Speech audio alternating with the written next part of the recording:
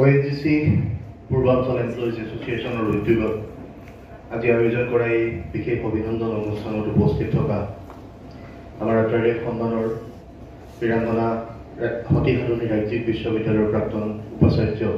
ডিব্ৰুগড় বিশ্ববিদ্যালয়ৰ সমাজতত্ত্ব বিভাগৰ সন্মানীয় প্ৰাধ্যাপক ডক্টৰ জ্যোতিপ্ৰসাদ শইকীয়া ডাঙৰীয়া, মঞ্চত আসন গ্ৰহণ কৰি থকা বিশিষ্ট চিন্তাশীল লেখক ময়ূৰ বৰা ডাঙৰীয়াকে প্ৰমুখ কৰি সন্মুখত আসন গ্ৰহণ কৰি থকা এই অনুষ্ঠানটোৰ যে নেতৃত্ব বহন কৰিছে সন্মানীয় সঞ্জীৱ বৰুৱা ডাঙৰীয়া, দেৱীৰাম পাংগিং ডাঙৰীয়াকে প্ৰমুখ কৰি সন্মানীয় এছ'চিয়েশ্যনৰ বিষয়ববীয়া কৰ্মকৰ্তাসকল, সন্মুখত আসন গ্ৰহণ কৰি থকা জ্যেষ্ঠ ব্যক্তিসকল, আই মাতৃসকল, সন্মানীয় সংবাদ মাধ্যমৰ প্ৰতিনিধিসকল আৰু আজিৰ এই অনুষ্ঠানটিৰ যি মূল উদ্দেশ্য যাক লৈ এই অনুষ্ঠানটো অনুষ্ঠিত হৈছে কীৰ্তিমান ছাত্ৰ ছাত্ৰী বন্ধু বান্ধৱীসকল, প্ৰথমে আপোনালোক সকলোলৈকে মান্যানুসাৰে আন্তৰিক শ্ৰদ্ধা সেৱা আৰু অভিনন্দন জ্ঞাপন কৰিছোঁ। এটা খুব মনোজ্ঞ অনুষ্ঠান, এনেকুৱা ধৰণৰ অনুষ্ঠান যিটো অনুষ্ঠান মই জনাত যোৱা বছৰৰ পৰা ONGC পূৰ্বাঞ্চল এমপ্লয়িজ এছ'চিয়েশ্যনে আৰম্ভ কৰিছে আৰু আমি ছাত্ৰ সন্থা ছাত্ৰ ছাত্ৰীৰ সংগঠন হিচাপে আমি এনেকুৱা অনুষ্ঠানবিলাকৰ লগত জড়িত। সঞ্জীৱ দাই ক'লে যে অনুষ্ঠানটোত উপস্থিত থাকিব লাগে আৰু অনুষ্ঠানটোত আহি উপস্থিত হ'লোঁ। আপোনালোক সকলোৰে অংশগ্ৰহণে অনুষ্ঠানটোক এটা অনন্য মৰ্যাদা প্ৰদান কৰিছে। এই অনুষ্ঠানটোৰ জৰিয়তে আমি আশা কৰিম যিসকল ছাত্ৰ ছাত্ৰীক এক অভিনন্দন জনোৱা হ'ব, তেওঁলোকে নিজৰ শিক্ষায়তনিক যাত্ৰাটোক আগবঢ়াই লৈ যাবৰ কাৰণে অধিক উৎসাহিত হ'ব আৰু আহিব লগা সময়খিনিত তেওঁলোকে নিজৰ প্ৰচুৰ অধ্যৱসায় আৰু পৰিশ্ৰমৰ যোগেদি অসমৰ জাতীয় জীৱনলৈ কিবা এটা কৰি যাবৰ কাৰণে তেওঁলোকৰ মনত এটা চিন্তা স্থাপন কৰিব। যিহেতু তেওঁলোকৰ সফলতাত কেৱল মাত্ৰ তেওঁলোকৰ অভিভাৱক অভিভাৱিকাসকল বা তেওঁলোকৰ শিক্ষানুষ্ঠানখনৰ সন্মানীয় শিক্ষাগুৰুসকলেই নহয়, যে সমাজে তেওঁলোকক লৈ আনন্দ কৰিছে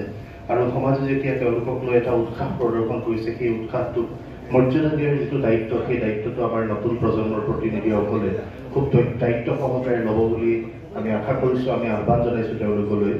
যিহেতু আপোনালোক প্ৰত্যেকেই দুটাকৈ গুৰুত্বপূৰ্ণ পৰীক্ষা, হাইস্কুল শিক্ষান্ত পৰীক্ষা বা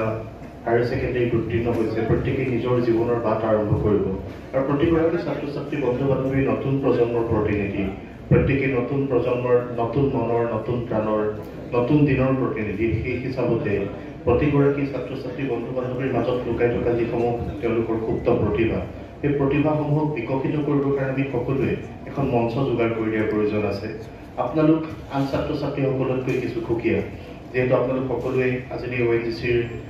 সকলো কৰ্মচাৰী বা ONGCৰ সৈতে জড়িত ব্যক্তিৰ সন্তান। আপোনালোকে আন সকলোতকৈ কিছু সা সুবিধাৰ মাজেৰে আগবাঢ়িবৰ কাৰণে আপোনালোক সক্ষম হৈছে। অসমত এনে বহু ছাত্ৰ ছাত্ৰী আছে যাৰ ঘৰত এতিয়াও পোহৰৰ ব্যৱস্থা নাই, তেওঁলোকেও ভাল ফলাফল কৰিবৰ কাৰণে সক্ষম হৈছে। সেয়েহে আপোনালোকে নিজক কিছু পৃথকভাৱে চিন্তা কৰিবলৈ আৰম্ভ কৰিব লাগিব। যিহেতু সৰুৰে পৰা আপোনালোকে এটা তত্ত্বাৱধান পাবলৈ সক্ষম হৈছে, আপোনালোকৰ যিসমূহ গাৰ্জেন, যিসমূহ অভিভাৱক আছে, তেওঁলোকে আপোনালোকক এটা পৰিকল্পনাৰ মাজেৰে আগবঢ়াই দিবৰ কাৰণে সৰুৰে পৰা প্ৰচেষ্টা কৰিছে। সেয়েহে আপোনালোকৰ লক্ষ্য সদায় ঊৰ্ধ্বমুখী হ'ব লাগিব। আকাশৰ সমান উচ্চতাৰে আগবাঢ়িবৰ কাৰণে প্ৰতিগৰাকী ছাত্ৰ ছাত্ৰী বন্ধু বান্ধৱীয়ে যাতে নিজক প্ৰস্তুত কৰি তোলে, তাৰ বাবে আমাৰ আপোনালোকৰ প্ৰতি আহ্বান থাকিব। যিহেতু আমি দেখোঁ যে নতুন প্ৰজন্মক লৈ বিভিন্নজনে বিভিন্ন সময়ত বিভিন্ন প্ৰশ্ন উত্থাপন কৰে। কেতিয়াবা যুৱ শৃংখলতাৰ কথা আহে, একেবাৰে শেহতীয়াকৈ অতি শেহতীয়াকৈ যদি যাওঁ, আমি চাবলৈ যাওঁ, আমি দেখা পাম যে অসমত শেহতীয়াকৈ ৩-৪টা দিনমানত এগৰাকী যুৱ অধিবক্তাৰ মৃত্যুৰ ঘটনাক লৈ গোটেই ছ'চিয়েল মিডিয়া হওক বা media, electronic media, print media সকলোতে চৰ্চা চলি আছে। এতিয়া আমাৰ যুৱ প্ৰজন্ম ক'ৰবাত বিপথে পৰিচালিত হৈছে নেকি তাক লৈ প্ৰশ্ন আহে। সেইবাবে আমি আপোনালোকক আহ্বান জনাব বিচাৰিম যে আমাৰ নতুন প্ৰজন্মই পৰিকল্পিতভাৱে নিজক আগবঢ়াই লৈ যাব লাগিব। আপোনালোক প্ৰত্যেকৰে দায়িত্ব এতিয়া হ'ল যে আপোনালোক ইয়াৰ পৰৱৰ্তী পৰ্যায়ত আপোনালোক সকলোৰে হয়তো অধিকাংশৰে ইতিমধ্যে এডমিশ্যন হৈ গৈছে। কোনোবাই হায়াৰ ছেকেণ্ডেৰীত কলা, বিজ্ঞান, বাণিজ্য বা আন শাখাত নামভৰ্তি কৰিছে। যিসকলে হায়াৰ ছেকেণ্ডেৰীত উত্তীৰ্ণ হৈছে, অসমত ক'ৰবাত নামভৰ্তি কৰিছে, নহ'লে বা আন শিক্ষানুষ্ঠানত আপোনালোকে নামভৰ্তি কৰিবৰ কাৰণে প্ৰস্তুতি অব্যাহত ৰাখিছে। আমি বিচাৰিম যে আপোনালোক যিহেতু ইয়াৰ পৰা শিৱসাগৰৰ পৰা আপোনালোকে আন স্থানত যেতিয়া শিক্ষা গ্ৰহণ কৰিবলৈ যাব, আপোনালোকে শিৱসাগৰৰ এটা সুকীয়া মৰ্যাদা আছে। শিৱসাগৰ বুলি ক'লে সংস্কৃতিবান শৈক্ষিক স্থানৰ পৰা মানুহ যোৱা বুলি ভাবে আৰু সেই যিটো মৰ্যাদা নিজৰ ঠাইখনৰ, সেই ঠাইখনৰ মৰ্যাদাটোক আপোনালোকে প্ৰতিনিধিত্ব কৰিব। আমাৰ আহ্বান থাকিব যে আপোনালোকে নিজৰ ঠাইখনৰ যি মৰ্যাদাৰ প্ৰতি আপোনালোক সদায় শ্ৰদ্ধাশীল হৈ থাকিব। আপোনালোকক যে ঘৰৰ পৰা উলিয়াই পঠাব পৰাকৈ আপোনালোকৰ অভিভাৱক অভিভাৱিকাসকলে বহু কষ্ট কৰিছে, তেওঁলোকৰ বহু ত্যাগ আছে আপোনালোকৰ লগত। পিতৃগৰাকী বা মাতৃগৰাকীয়ে চাকৰিলৈ যোৱাৰ সময়তো আপোনালোকক সকলোবিলাক যা যোগাৰ কৰি দি থৈ যায় আপোনালোকে পিন্ধা ইউনিফৰ্মযোৰ আপোনালোকে আন সময়ত পিন্ধিব লগা কাপোৰ কানি আপোনালোকে দিব লগা প্ৰজেক্টটোৰ সময়ত গোটাই দিব লগা যিবিলাক সা সৰঞ্জাম সকলোবিলাক যোগাৰ কৰি দিয়াত কিন্তু আপোনালোকৰ পিতৃ মাতৃৰ বহুত শ্ৰম আছে টকাই সৰ্বস্ব কোনো কাৰণতে হ'ব নোৱাৰে সেই কথাটো আপোনালোকে উপলব্ধি কৰা উচিত টকা থাকিলেও কেতিয়াবা কিছুমান বস্তু বিচাৰিলে নাপায় সেয়েহে আমি আপোনালোকক আহ্বান জনাব বিচাৰিম আপোনালোক প্ৰত্যেকেই জীৱনত আমি সকলোৱে বিভিন্ন ঐশ্বৰিক শক্তিক আমি বিশ্বাস কৰোঁ আমি ঈশ্বৰ কোনেও দেখা নাই গড দেখা নাই আল্লাহ দেখা নাই তথাপিও আমি এটা অদৃশ্য শক্তিক বিশ্বাস কৰোঁ সেই অদৃশ্য শক্তিক বিশ্বাস কৰি যেতিয়া আমি আমাৰ জীৱনৰ যাত্ৰাটোক আগবঢ়াই লৈ যাওঁ আমাৰ প্ৰত্যেকৰে মাজত এটা আধ্যাত্মিক চিন্তা থাকে সেই চিন্তাটোক আপোনালোকে অধিক গুৰুত্ব দিব লাগিব সেই চিন্তাটোক অধিক শক্তিশালীৰ ওপৰত প্ৰতিষ্ঠা কৰিব লাগিব আমি অদৃশ্য শক্তিৰ কথা বাদ দিওঁ কিন্তু আমি সদায় সততে লগ পাই থকা দুগৰাকী ভগৱান আমাৰ ওচৰত আছে বুলি আপোনালোক সকলোৱে নিজৰ মনত প্ৰতিষ্ঠা কৰি ল'ব লাগিব আমি আমাৰ যিগৰাকী পিতৃ আৰু মাতৃক লগ পাইছোঁ তেওঁলোকে আমাক জন্ম দিয়াৰে পৰা তুলি তালি ডাঙৰ দীঘল কৰি এটা পৰ্যায়ত উপনীত কৰালৈকে তেওঁলোকৰ যিখিনি ত্যাগ বা আপোনালোকে জীৱনৰ শেষ সময়লৈকে যিখিনি সময়লৈকে আপোনালোকে নিজে প্ৰতিষ্ঠাৰ যুঁজত অৱতীৰ্ণ হৈ থাকে সেই সময়খিনিলৈকে আপোনালোকৰ পিতৃ মাতৃৰ যিটো চাপোৰ্ট যিটো সহযোগিতা এই সহযোগিতাটো অবিহনে আমি সকলোৱে শূন্য সেই কথাটো আপোনালোকৰ মাজত প্ৰত্যেকৰ মাজত থকাটো আমি বিচাৰোঁ আমি শ্ৰদ্ধাশীল আপোনালোকক সকলোৱে আহ্বান জনাম প্ৰতিগৰাকী পিতৃ মাতৃৰ প্ৰতি আপোনালোকৰ পিতৃ মাতৃৰ প্ৰতি আপোনালোকৰ দায়বদ্ধতা থাকিব লাগিব তাৰ পৰৱৰ্তী পৰ্যায়ত আমি আমাৰ শিক্ষানুষ্ঠানখন য'ত পঢ়ি আমি উত্তীৰ্ণ হ'লোঁ তাৰ শিক্ষাগুৰুসকল যিখন সমাজে আপোনালোকক লৈ আজি এই উৎসাহ প্ৰদৰ্শন কৰিছে আনন্দিত হৈছে আপোনালোকক অভিনন্দন জনাবৰ কাৰণে নিমন্ত্ৰণ কৰি আহিছে এই সমাজখনৰ প্ৰতিও আপোনালোকৰ মাজত দায়বদ্ধতা আমি বিচাৰিম যিহেতু এতিয়া নতুন যুগ নতুন সময় এতিয়া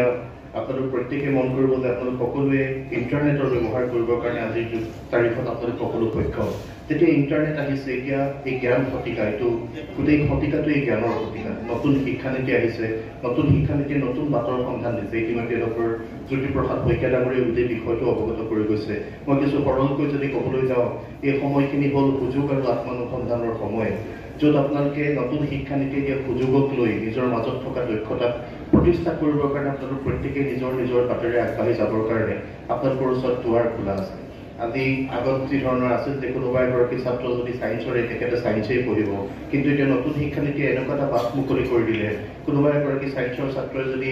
লগত কোনোবা এটা সাহিত্যৰ বিষয়ে পঢ়িব বিচাৰে তেওঁৰ যাত্ৰাটোত সেই যাত্ৰাটোত তেওঁ সেই অধ্যয়ন কৰিবৰ কাৰণে তেখেত সক্ষম এতিয়া মূলত কথা হ'ল দক্ষতা আপোনালোক প্ৰত্যেকৰে মাজতে কিবা নহয় কিবা এটা দক্ষতা আছে কোনোবাই কলা বিষয়ত হ'ব পাৰে কাৰোবাৰ সাংস্কৃতিক দিশত হ'ব পাৰে কাৰোবাৰ ক্ৰীড়াৰ দিশত হ'ব পাৰে বা আন আন বিষয়ত আমি সকলোৱে নিজক লৈ কি পৰিকল্পনা কৰিব পাৰোঁ যি পৰিকল্পনাৰ যোগেদি আমি নিজক প্ৰতিষ্ঠা কৰিব পাৰিম আৰু আত্মপ্ৰতিষ্ঠাৰ যুঁজখনত আপোনালোক প্ৰত্যেকৰে মাজত আমি এটা বিচৰাৰ মূল কথা হ'ল এই যে সমাজখনে আপোনালোকক গৰম দিছে স্নেহ দিছে আপোনালোকে এটা সুকীয়া পৰিচয় লাভ কৰিছে যে আপোনালোক কৃতিমান ছাত্ৰ ছাত্ৰী সকলো ছাত্ৰ ছাত্ৰীক হয়তো ইয়ালৈ নিমন্ত্ৰণ জনোৱা হোৱা নাই যিসকলে মই জনাত 80% ওপৰত নম্বৰ লাভ কৰিবৰ কাৰণে সক্ষম হৈছে তেওঁলোকক ইয়ালৈ নিমন্ত্ৰণ জনোৱা হৈছে এই যে 80% নম্বৰটো আপোনালোকে লাভ কৰিছে এই 80% নম্বৰটো আপোনালোকৰ কাৰণে সৰ্বোচ্চ হ'ব নোৱাৰে সেই চিন্তাটো আমি আপোনালোকৰ মাজত বিচাৰিম যিহেতু ছাৰে কিছু সময় আগত কৈ দিছে যে বেষ্ট অফ 391% হোৱাৰ পাছতো এতিয়াও ছাত্ৰ ছাত্ৰীসকলে নিজে বিচৰা শিক্ষানুষ্ঠানত নাম ভৰ্তি কৰিবৰ কাৰণে সক্ষম হোৱা নাই সেয়েহে আপোনালোক প্ৰত্যেকেই নিজক ইয়াতকৈ অধিক ঊৰ্ধ্বমুখী চিন্তাৰে আগবঢ়াই লৈ যাব লাগিব এই প্ৰতিযোগিতাৰ পৃথিৱীত প্ৰত্যেকৰে মাজত প্ৰতিযোগিতামুখী মনটো অধিক শক্তিশালী হ'ব লাগিব যাৰ জৰিয়তে আমাৰ ছাত্ৰ ছাত্ৰীসকলে নিজক নিজে বিচৰা ধৰণে প্ৰতিষ্ঠা কৰিবৰ কাৰণে সক্ষম হ'ব আপোনালোক প্ৰত্যেকৰে মাজত কাৰোবাৰ চিকিৎসক হোৱাৰ মন থাকিব কাৰোবাৰ অভিযন্তা হোৱাৰ মন থাকিব কোনোবাই হয়তো শিক্ষকতাৰ বৃত্তিটো যাব খুজিব কোনোবা বিজ্ঞানী হ'ব কোনোবা লোকসেৱাৰ বিষয়া হ'ব যি ৰাইজৰ সেৱা কৰিব এই সকলোবিলাকৰ মাজত আমি আপোনালোকৰ মাজত সমাজৰ প্ৰতি এটা দায়বদ্ধতা বিচাৰিম যি দায়বদ্ধতাৰে আপোনালোকে আগবাঢ়ি যাব সমাজখনৰ উত্তৰণৰ কথা চিন্তা কৰিব এইখন শিৱসাগৰৰ পৰা আপোনালোকে যাত্ৰা আৰম্ভ কৰিছে শিৱসাগৰক লৈও আমাৰ বহু পৰিকল্পনা কৰিব লগা আছে নতুন প্ৰজন্মই চিন্তা কৰিব লগা আছে যিখন শিৱসাগৰত আপোনালোক হয়তো জন্ম হৈছিল মই নিজেই এই শিৱসাগৰত জন্ম হৈ এতিয়া এটা পৰ্যায় অতিক্ৰম কৰাৰ পাছতো শিৱসাগৰখনৰ বিশেষ উন্নয়ন আমাৰ চকুত লগা নাই আমাৰ ঠাইখনৰতো উন্নয়ন হ'ব লাগিব আমাৰ ইয়াতো যুগসাপেক্ষ শিক্ষানুষ্ঠান লাগিব আমাৰ ইয়াত এখন আজিলৈকে ইঞ্জিনিয়াৰিং কলেজ হৈ নুঠিল এখন চৰকাৰী ল কলেজ ইয়াত হৈ নুঠিল আমাৰ ইয়াত কোনো ধৰণৰ এনেকুৱা ধৰণৰ শিক্ষানুষ্ঠান নাই য'ত আমি নাম ভৰ্তি কৰি ছাত্ৰ ছাত্ৰীসকলে ঘৰতে থাকি নিজে বিচৰা ধৰণৰ শিক্ষা ল'ব পৰা ব্যৱস্থা আছে এই সকলোবিলাক চিন্তা আমিও কৰিব লাগিব অসমে আমি যিহেতু সদৌ অসম ছাত্ৰ সন্থা মানুহে আমাক আন্দোলন কৰা সংগঠন হিচাপে চিহ্নিত কৰে কিন্তু অসমে আন্দোলন নকৰাকৈ আমি একো পোৱা নাই সেই কথাটো নিশ্চিত আজি ONGCৰ এমপ্লয়িজ এছ'চিয়েশ্যনেও কোনোবা সময়ত এডমিনিষ্ট্ৰেশ্যনৰ লগত তেওঁলোকৰ কথা বতৰা নিমিলিলে আন্দোলনমুখী হ'ব লাগে যিহেতু আমি গণতান্ত্ৰিক দেশত থাকোঁ গণতান্ত্ৰিক দেশত আমি আমাৰ নিজৰ অধিকাৰটো যেতিয়া লাভ কৰাটোত আমাৰ ক'ৰবাত অসুবিধা হয় অধিকাৰ লাভ কৰিবৰ কাৰণে আমি প্ৰতিবাদমুখী হওঁ সেয়েহে আপোনালোক সকলোকে আহ্বান জনাব বিচাৰোঁ যে আপোনালোকে প্ৰথম নিজৰ ঠাইখনৰ পৰা আৰম্ভ কৰিব লাগিব তাৰ পৰৱৰ্তী পৰ্যায়ত আমি অলপ বিশাল পৰিসৰলৈ গ'লে আমাৰ ৰাজ্যখনৰ উন্নয়নৰ কথা বিচাৰিব লাগিব আৰু সদৌ অসম ছাত্ৰ সন্থাই আমি দীঘলীয়া সময় আন্দোলন কৰিছোঁ অসম আন্দোলনৰ ফচল হিচাপে আমি নমনিগড় শোধনাগাৰ লাভ কৰিবৰ কাৰণে সক্ষম হৈছোঁ গুৱাহাটীৰ IIT লাভ কৰিবৰ কাৰণে সক্ষম হৈছোঁ বগীবিলৰ দলং লাভ কৰিবৰ কাৰণে সক্ষম হৈছোঁ আৰু বহু ফচল আছে ঠিক তেনেকুৱা ধৰণে আহিব লগা সময়ত আমি অসমৰ শৈক্ষিক যাত্ৰাটোৰ উত্তৰণৰ কাৰণে আমি ইতিমধ্যে দাবী উত্থাপন কৰি আহিছে অসমত এখন ইনষ্টিটিউট অফ হাইড্ৰলজি লাগে ইনষ্টিটিউট অফ টেকনলজি লাগে আমাক নতুন নতুন শিক্ষা প্ৰতিষ্ঠান লাগে যিবিলাক যুৱ সাপেক্ষ শিক্ষা প্ৰতিষ্ঠানত আমাৰ ছাত্ৰ ছাত্ৰীসকলে ইয়াতে থাকি অধ্যয়ন কৰা এটা বাটৰ সন্ধান আমি কৰিব পাৰোঁ আৰু আমি এখন নদী গৱেষণা প্ৰতিষ্ঠান বিচাৰি আছোঁ যিহেতু অসমৰ সৰ্বস্তৰত বান আৰু গৰাখহনীয়ে আমাক যথেষ্ট প্ৰভাৱিত কৰি আহিছে অসমৰ অৰ্থনীতি ধ্বংস কৰি আহিছে এই গোটেই বিষয়বোৰ আমি খুব বলিষ্ঠ ৰূপত আগবঢ়াই নিব লাগিব আৰু নতুন প্ৰজন্মই যিহেতু এতিয়া সকলোৱে ছ'চিয়েল মিডিয়া ব্যৱহাৰ কৰে আমি সংগ্ৰাম যে কেৱল ৰাজপথতে কৰিব লাগিব ৰাস্তাত থাকি আন্দোলন কৰিব লাগিব চিঞৰিব লাগিব তেনেকুৱা নহয় আমি ছ'চিয়েল মিডিয়াতে এনেকুৱা এটা ঢৌ সৃষ্টি কৰিব পাৰোঁ যিটো ঢৌৰ যোগেদি আমি চৰকাৰৰ দৃষ্টি আকৰ্ষণ কৰিব পাৰোঁ সেই দৃষ্টি আকৰ্ষণৰ যোগেদি আমি আমাৰ নিজৰ যিসমূহ প্ৰাপ্য অধিকাৰ সেই অধিকাৰখিনি লাভ কৰিবলৈ আগবাঢ়ি যাব লাগিব আৰু সেই যাত্ৰাটোত আমি নতুন প্ৰজন্মৰ সহযোগিতা বিচাৰিছোঁ জ্যেষ্ঠসকলৰ অভিভাৱকত্ব বিচাৰিছোঁ যিহেতু আমি এইখন শিৱসাগৰক উন্নয়নৰ মুখ দেখুৱাবৰ কাৰণে প্ৰত্যেকৰে মাজত চিন্তা আছে এই চিন্তাবিলাকক লৈ আমি পৰিকল্পিতভাৱে আগবাঢ়ি যাব লাগিব আমি আহ্বান জনাম নতুন প্ৰজন্মৰ ছাত্ৰ ছাত্ৰীসকলক যিহেতু আপোনালোক প্ৰত্যেকেই নতুন যাত্ৰাৰে আৰম্ভ কৰিব এই যাত্ৰাটো প্ৰত্যেকৰে পুৰণি যাত্ৰা হ'ব লাগিব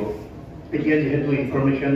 আমি সকলোবিলাক হাততে পাবৰ কাৰণে সক্ষম হৈছোঁ এতিয়া ইনফৰমেশ্যন লিটাৰেচি আৰু ডিজিটেল লিটাৰেচি আপোনালোকৰ মাজত আছে এই দুইটাৰ মাজত এটা সমন্বয় স্থাপন কৰিব লাগিব ইনফৰমেশ্যন লিটাৰেচি আমাক যিখিনি গোটেইখিনি বাট আমাৰ কাৰণে মুকলি কৰি দিছে ডিজিটেল লিটাৰেচিয়ে আমাক যিকোনো তথ্য হাততে পাব পৰাকৈ বাট মুকলি কৰিছে তাৰ মাজত এটা সমন্বয় লাগিব যি সমন্বয়টোৰ যোগেদি আমাৰ ছাত্ৰ ছাত্ৰীসকলে নিজক পৰিকল্পিত ৰূপত আগবঢ়াই লৈ যাব পাৰিব এই কথা বতৰাখিনি প্ৰত্যেকৰে মাজত আমি অনুধাৱন হোৱাটো বিচাৰোঁ এই ক্ষেত্ৰত জ্যেষ্ঠসকলে তেওঁলোকক গাইড কৰাৰ প্ৰয়োজনীয়তা আছে বিভিন্ন সময়ত চৰ্চা হয় যে নতুন প্ৰজন্মই ইণ্টাৰনেটৰ ব্যৱহাৰ কৰোঁতে তেওঁলোক ক'ৰবাত বিপথে গৈছে সেইবাবে আপোনালোকলৈ আহ্বানো থাকিব যে যিখিনি আমাৰ ভাল ল'ব লগা আছে আমি সেইখিনি ল'ম দেউতাই মায়ে পঢ়া শুনা কৰিবলৈ দিয়া সময়খিনি ফেচবুক ইনষ্টাত থকাৰ সলনি আমি পঢ়া শুনা কৰাৰ পাছত যিখিনি সময় আজৰি পাওঁ সেইখিনি সময়তে ফেচবুক ইনষ্টাও কৰিব লাগিব মই নকৰিবলৈ কোৱা নাই আপোনালোক সকলোৱে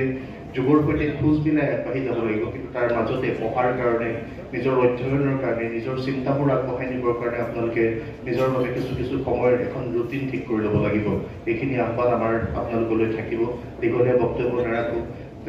জ্যোতিপ্ৰসাদ শইকীয়া ডাঙৰীয়ে যথেষ্ট গুৰুত্বপূৰ্ণ বক্তব্যৰে আপোনালোকক বাধিত কৰিছে ময়ূৰ বৰা ডাঙৰীয়া আছে তেখেতে বক্তব্য ৰাখিব আমি আশা কৰিম যে ONGC পূৰ্বাঞ্চল এমপ্লয়িজ এছ'চিয়েশ্যনে যিটো লক্ষ্যৰে আপোনালোকক সংগঠিত কৰি এনেকুৱা ধৰণে অভিনন্দন জ্ঞাপন কৰি সমাজৰ প্ৰতি আপোনালোকক দায়বদ্ধ কৰিব বিচাৰিছে সেই দায়বদ্ধতাটোৰে সৈতে আপোনালোক আগবাঢ়ি যাব আপোনালোকে যি বৃত্তিতে জড়িত নহওক কিয় চিকিৎসক হওক অভিযন্তা হওক আন চৰকাৰী বিষয়া হওক আপোনালোকৰ মাজত এটা মানৱীয় প্ৰমূল্যবোধ থাকিব যাতে মানুহৰ প্ৰতি ভালপোৱা মানুহৰ প্ৰতি শ্ৰদ্ধাশীল হৈ থকাৰ যিটো ব্যৱস্থা যি ব্যৱস্থাৰ মাজেদি আমাৰ পৌৰাণিক ভাৰতবৰ্ষৰ যিটো ৰীতি নীতি সংস্কৃতি চলে এই সকলোবোৰক আমি আগবঢ়াই নিয়াৰ প্ৰয়োজনীয়তা আছে আমাৰ ভাষালৈ অহা সংকট আমাৰ কৃষ্টি সংস্কৃতিলৈ অহা সংকটক আমি নাইকিয়া কৰাৰ প্ৰয়োজনীয়তা আছে এই সকলোবোৰৰ মাজত আমি অসমীয়া জাতিটোৱে নিজৰ ভাষা কৃষ্টি সংস্কৃতি সভ্যতাক লৈ আমি যদি সৰ্বকালৰ বাবে গৌৰৱ কৰি ৰাখিব পাৰোঁ সদায় আমি অসমীয়া জাতি হিচাপে গৰ্বিত এটা জাতি আমি দিয়া জাতি হিচাপে জীয়াই থাকিব পাৰোঁ সেই চিন্তাটো আপোনালোকৰ মাজত লাগিব কোনোবা হয়তো বাহিৰলৈ পঢ়িবলৈ যাব বাহিৰলৈ পঢ়িবলৈ গ'লেও যাতে ঘূৰি আহি অসমতে সেৱা আগবঢ়াব পৰাকৈ চৰকাৰক আমি নীতি প্ৰস্তুত কৰিবলৈ বাধ্য কৰিব পাৰোঁ যিহেতু প্ৰত্যেক বছৰতে অসমৰ পৰা 50,000 পৰা 70,000 80,000 পৰ্যন্ত ছাত্ৰ ছাত্ৰীৰ বহিৰ্গমন ঘটে আমাৰ ইয়াত শিক্ষাৰ আন্তঃগাঁথনিৰ অভাৱৰ বাবে হওক বা তেওঁলোকে নিজে মনে বিচৰা ধৰণৰ শিক্ষা গ্ৰহণ কৰিবৰ বাবে হওক আমাৰ ছাত্ৰ ছাত্ৰীসকল বাহিৰলৈ যায় তাৰ কিন্তু বহু শতাংশ ছাত্ৰ ছাত্ৰী প্ৰায় 90% ছাত্ৰ ছাত্ৰীয়ে ঘূৰি নাহে এই ঘূৰি নহাৰ যিটো প্ৰক্ৰিয়া সেই প্ৰক্ৰিয়াটো আমি ক'ৰবাত বন্ধ কৰিব লাগিব আমি ইয়াত তেওঁলোকৰ বাবে সংস্থাপন সৃষ্টি কৰিব লাগিব আৰু সেই সৃষ্টি কৰাৰ দায়িত্ব চৰকাৰখনক আমি তাৰ বাবে বাধ্য কৰিব লাগিব এইবোৰ চিন্তা চৰ্চাও আমি আপোনালোকৰ মাজত বিচাৰিম আমি আশা কৰিম যে আপোনালোক প্ৰত্যেকে ওলাই যাব ওলাই আহি নিজৰ ঠাইত নিজক সেৱা কৰিব জাতিটোৰ সেৱা কৰিব, সমাজখনক সেৱা কৰিব আৰু পিতৃ মাতৃৰ প্ৰতি দায়বদ্ধ হৈ থাকিব। বিভিন্ন সময়ত অভিযোগ উঠে যে বহু ছাত্ৰ ছাত্ৰী বাহিৰলৈ যোৱাৰ পাছত ঘূৰি নহাৰ পৰৱৰ্তী সময়খিনি পিতৃ মাতৃসকলৰ বাবে বৰ দুৰ্বিষহ সময় হয়। কোনোবা বৃদ্ধ পিতৃ মাতৃয়ে যেতিয়া জীৱনৰ বিয়লি মেলাত নিজৰ সন্তানটোৰ ফোন এটা অহাৰ অপেক্ষাত থাকিব লগা হয়, সেই কথাটো আমি নিশ্চিত ৰূপত যেতিয়া পিতৃ মাতৃ হ'ম, আমাৰ যেতিয়া তেনেকুৱা এটা বয়স আহিব, সেই বয়সত কিন্তু আমি উপলব্ধি কৰিম। কিন্তু সেই সময়খিনি উপলব্ধি কৰিলেও সেই সময়খিনি আমাৰ বাবে বহু দেৰি হৈ যাব, যিহেতু আমি আমাৰ দেউতা বা মাক বা আমি আমাৰ যিসকল জ্যেষ্ঠই আমাক আগবঢ়াই লৈ গৈছে সেইসকলকতো ক্ষমা খুজিবলৈ সময় নাপাম। সেইবাবে তেওঁলোকৰ প্ৰতি শ্ৰদ্ধা, সমাজখনৰ প্ৰতি শ্ৰদ্ধা, এই সকলোবিলাকক লৈ ত্যাগৰ মানসিকতাৰে নিজক বিচৰাৰ এটা সন্ধানত আপোনালোক সকলোৰে ব্ৰতী হওক। আত্মানুসন্ধানৰ যোগেদি এতিয়াৰ পৰিৱেশে দিয়া সুযোগৰ মাজত নিজক প্ৰতিষ্ঠা কৰাত আপোনালোক সকলো সক্ষম হওক। তাৰ বাবে প্ৰতিগৰাকী অভিনন্দিত ছাত্ৰ ছাত্ৰীলৈ অভিনন্দন জ্ঞাপন কৰিলোঁ। প্ৰতিগৰাকী গৰ্বিত পিতৃ মাতৃ, অভিভাৱক অভিভাৱিকালৈ আন্তৰিক অভিনন্দন সেৱা জনাই ইয়াত উপস্থিত থকা সকলোলৈকে মান্যতাৰে পুনৰবাৰ আন্তৰিক শ্ৰদ্ধা সেৱা অভিনন্দন জ্ঞাপন কৰি মই মোৰ ক'ব লগাখিনি সামৰিছোঁ। ধন্যবাদ। জয় আই অসম।